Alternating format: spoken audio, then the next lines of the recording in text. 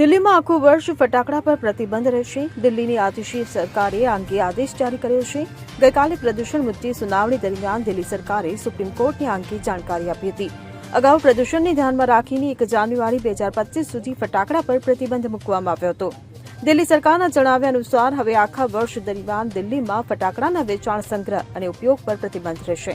મહત્વનું છે કે હાલ પ્રદૂષણને કારણે દિલ્હી અડધું છે. માત્ર 2 દિવસ પહેલા જ દિલ્હી એનસીઆરમાં ગ્રેપ 4 ફરીથી લાગુ કરવામાં આવી હતી.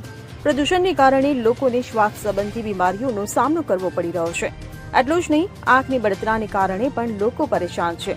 ત્યારે ફટાકડા ફોડવાથી પણ દિલ્હીમાં પ્રદૂષણ વધે છે. સુપ્રીમ કોર્ટે આ અંગે અનેક વખત નારાજગી વ્યક્ત કરી છે. સાથે જ દિલ્હી સહિત સમગ્ર એનસીઆરમાં ફટાકડા પર પ્રતિબંધ મૂકવાનો આદેશ જારી કર્યો છે. Bureau report CN24 news. હવે જુઓ દેશ દુનિયાની તમામ ખબરો તમારી આંગળીના ટેરવે. ઉઠાવો મોબાઈલ અને ગૂગલ પ્લે સ્ટોર પરથી ડાઉનલોડ કરો અમારી CN24 ન્યૂઝ મોબાઈલ એપ.